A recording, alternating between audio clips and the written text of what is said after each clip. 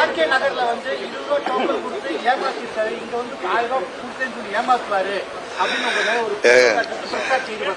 அவரு பேசினாலே பொய்ய பேசுறவங்கள்ட்ட உளர்றவங்கள்ட்ட நம்ம என்ன போய் சொல்றது.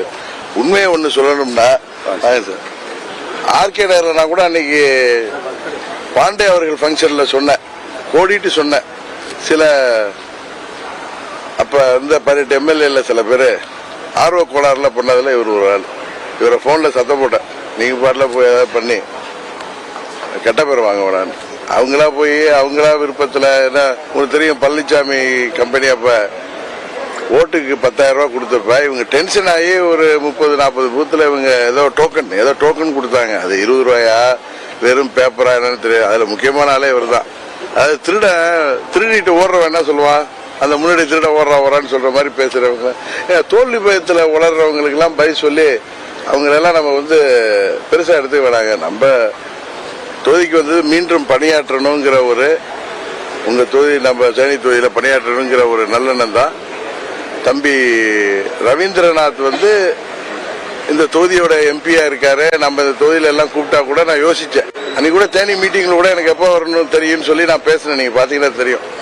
பட் அன்னைக்கு நான் திரும்பி ஊருக்கு போறப்ப அவர் நண்பர் ஓபிஎஸ் வச்சுக்கிட்டே, சார் இந்த முறை நீங்க நிக்கணும், இந்த முறை நீங்க தேனியில நிக்கணும், அது என்னுடைய ஆசை அப்படின்னு சொன்னார். அதுக்கப்புறம் நானும் நண்பரும் பேசி அதுக்கப்புறம் எடுத்த முடிவு. இல்லைன்னா போன பிப்ரவரி 24 அப்புறம் தான் நான் அந்த முடிவே எடுத்தேன்.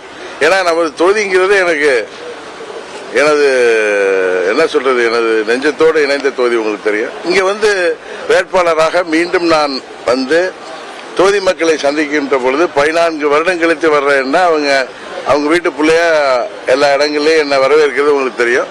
உறுதியாக இந்த தேர்தலில் நான் தேனி பாராளுமன்ற தொகுதி மக்களின் வேட்பாளராக போட்டிடுறேன். அதான் உண்மை. எனக்கு ஒரு சின்னம் மக்களுடைய சார்பாக நான் போட்டிடுறேன். என்னை அவர்கள் வெற்றி பெற செய்வார்கள். அவர்களே என்ன நிறுத்திருக்காங்க, நான் வந்து அவர்கள் தான் என்ன வெற்றி பெற செய்ய போறாங்க. இதுல யாராவது பேசட்டும், ஜூன் 4 எல்லாம் உண்மை தெரிஞ்சிடும். 14 வருஷமா வந்து மக்களோட நாங்க தான் இருக்கோம், அவர் இல்ல நாங்க தான் வெற்றி பெறுவோம் சரி, அவரெல்லாம் பேசி அவர் ஏதோ பாவம் விரக்தியில பேசுறதுக்கெல்லாம் பதில் சொல்ல வேணாம். அதாவது ஏற்கனவே நான் இந்த தொகுதியில இருந்தப்ப உங்களுக்கு தொகுதி நலனுக்காக, அப்புறம் அம்மா இருந்தாங்க, நம்ம முன்னாள் அமைச்சரா முதலமைச்சரா சகோதரர் ஓபிஎஸ் எல்லாம் இருந்தப்ப நம்ம எல்லா திட்டங்களையும் பெற்றிருந்தோம். இப்ப அம்மா அவர்கள் நம்மோடு இல்ல, ஆனா இந்தியாவின் பிரதமர் நமது கூட்டணியில் இருக்கிறார். அவர் தலைமையிலான கூட்டணியில் நாம் இருக்கிறோம். வெற்றி பெற்றவுடன் மோடி அவர்களிடம் நமது தொகுதியின் தேவைகளை நான் உரிமையோடு கேட்டு பெற்றுத் தருவேன் சொன்னேன். அதனால என்னென்ன வேணுமோ நம்ம தொகுதிக்கு அதெல்லாம் தெரியும் எனக்கு. நம்ம தொகுதியின் வளர்ச்சிக்கும் தொகுதிக்கு தேவையான அடிப்படை திட்டங்கள், இன்னும் நேற்று கூட போன நாராயணதேவன்பட்டியில இந்த பெண்கள்லாம் நின்று இன்னும் இங்க எங்களுக்கு டாய்லெட் வசதி கூட இல்லை அப்படின்னு கேட்கறாங்க. அதே மாதிரி இருக்கிறதெல்லாம் இன்னும் சரி பண்ணணும். அதாவது என்னெல்லாம் தேவையோ தொகுதிக்கு நலனுக்கு அதையெல்லாம் நிறைவேற்று. இப்ப அம்மா மறைவிற்கு பின் மோடி தான் உங்களுக்கு அப்படின்ற லெவல்ல நீங்க வந்து பரப்புரையை கொண்டு போறீங்க. அந்த மோடியை முன்னிலைப்படுத்தி பண்ற பரப்புரை எந்த அளவுக்கு மக்கள்கிட்ட ஒரு தாக்கத்தை ஏற்படுத்தி, அதாவது இது நான் தாக்கத்தை ஏற்படுத்துன்னு சொல்லல.